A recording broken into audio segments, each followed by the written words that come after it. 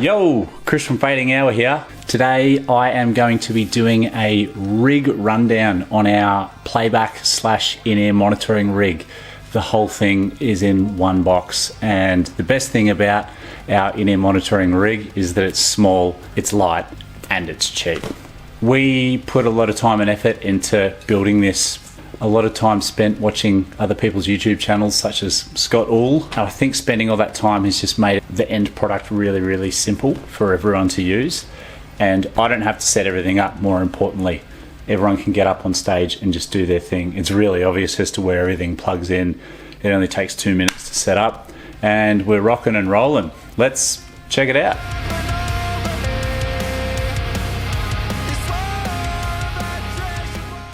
Alright, so here's our rack. Everything's stored in one 8-rack unit rack case, and we've got everything in the front here, which I need to view while we're on stage playing, and then we've got everything on the back of the rack where everything plugs into the back. So we're not playing giant venues, and when we do play giant venues, we'll be using different gear for that. But just for local venues up to 500, 600, 700 people, this works totally fine. Components in the front, we've got an ART power conditioner. Jono mounts his bass pedal on the top, which plugs into the power just here. We've got a set of lights in the front so we can see what's going on stage if we need to when it's dark. More importantly, it lights up the draw. We've got all of our wireless packs. So 4 wireless packs just here. Our wireless mic. So our singer Mick uses a wireless mic. We've got the snare drum mic, which is just a standard 57, and we've got our room mic so everyone can hear what's going on in the crowd. We've got a Phenyx PTM33 4-way in-ear monitor sender, so everyone has their own separate mix, which is awesome. And this is our receiver for our wireless microphone, just here. And for our playback, we've got an iPad. Our iPad just pulls out just here, and that sits on my drums, so I've got an independent mix over my drums and everyone's guitars and basses, etc. And through the bus outs on the XR18, everyone's got control over their own individual mix through there. What's really cool about the Behringer XR18, so we have a separate main mix, which on the XR18 there is a headphone jack. So if my in-ears go down, then the show is not lost, it's all good. I just simply switch over to a wired connection, which we have in the other side. I just grab it, I unplug my wireless pack and I plug it into the cable so that I've still got click and backing track running in my ears. So that's our main mix just there. Also, if we want to record live, we can plug a USB in and I can just mute the click track just there and we get like an entire live feed while we're recording. So that's cool.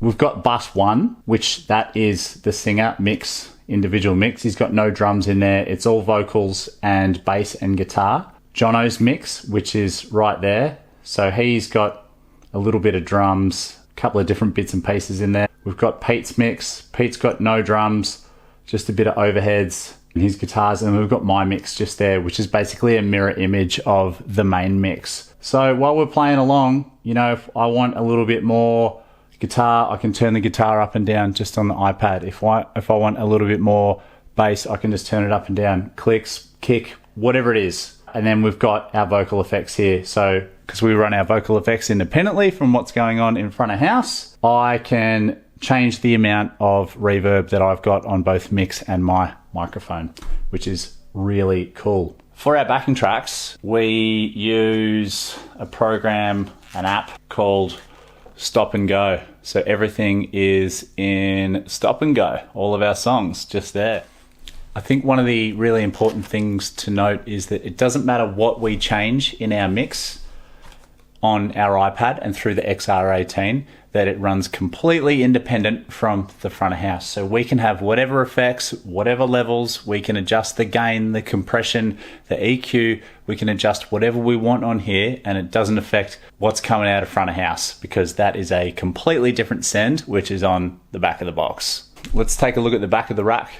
We don't run an antenna combiner because we don't need to. We just have these 2 antennas. That's for all of our in-ears, which we've run down the street at gigs before, and that, like, they go 100 meters before they start to cut out.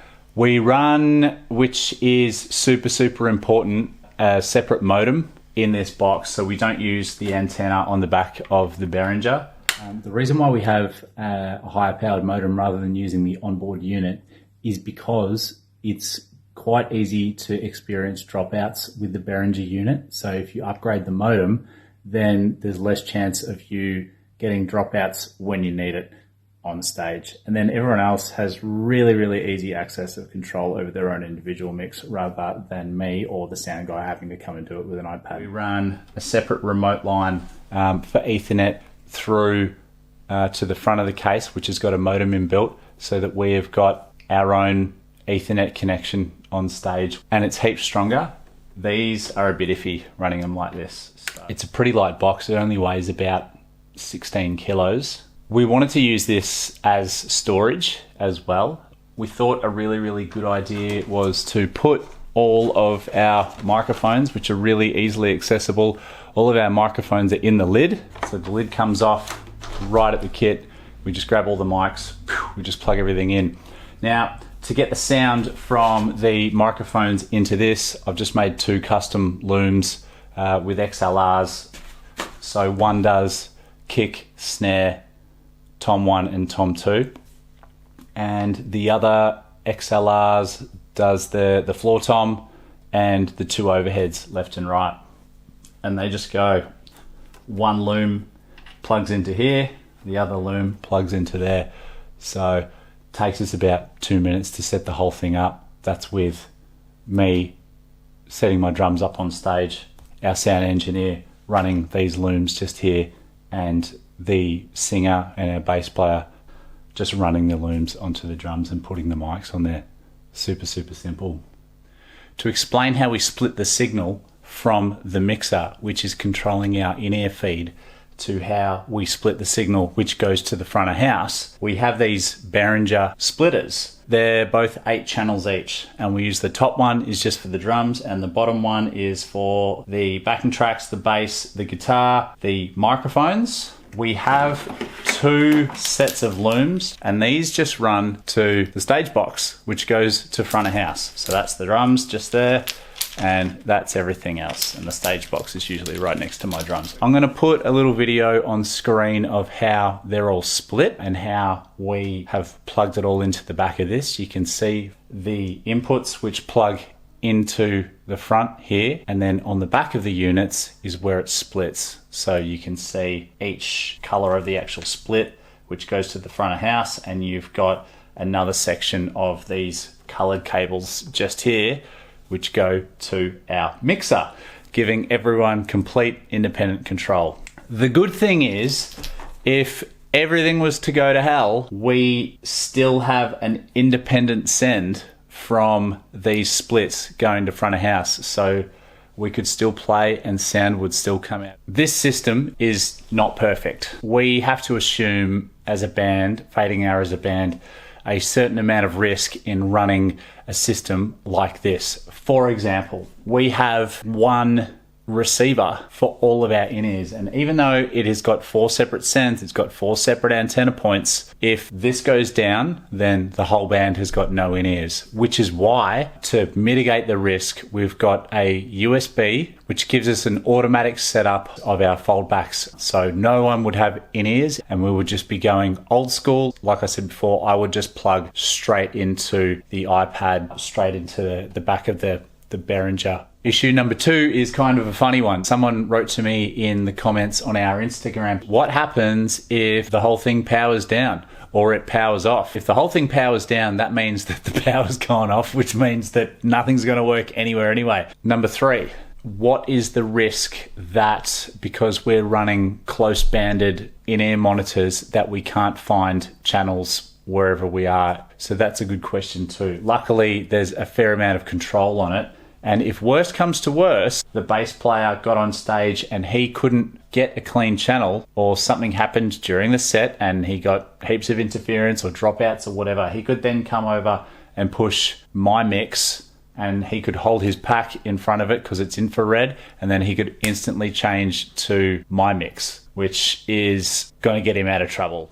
Okay, now the all-important question that everyone wants to know is how much did this cost? And it does come with a couple of caveats when I give you the answer, because all of the microphones I already owned. I already owned the iPad, so I don't include that in the price. And this wireless microphone receiver I also already owned as well. I'll put a new price of what you can get one of these for. I've got it on my phone, so let me read it out. This box, which is really high quality and has wheels on it and a handle, and you can just pull it around, $229. Power conditioner, $300. The in-ears, we got those on special for $700. Wireless mic, so you can get new versions of this system for about $520. I think I paid about $200 for it a little while ago, so that's pretty cool. The modem, that was $40 from Amazon. 2RU drawer, $99, believe it or not. The XR18, the Behringer mixer, we got that on special for $800. The two splits, they were $89 each, so $178 in total.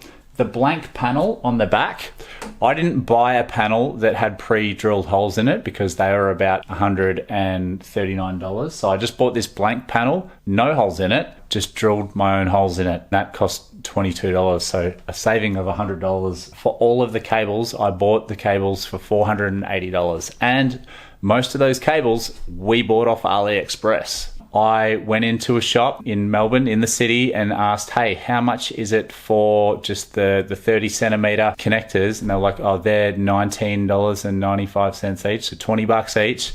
And we bought those cables off AliExpress for $4. $480 in cables. And then the foam, we bought that from Bunnings. That was about $26, which gives us a grand total in Australian dollars. So I'll put the conversion up for US dollars. The total was $3,374 for everything in here. You guys do the maths as to whether that's worth it to you. I certainly didn't want to spend 20 grand on a system like this, and neither did the other guys in the band. 4 guys in the band, basically $800 for each of us. If you want to know anything about it, please just send us a message or just write in the comments down below. I'll answer any comments that anyone's got because I don't like gatekeeping. I prefer everyone have as much information as they can so that they can either go out and buy something like this or go out and spend $1 million. And check out Fading Hour, links below.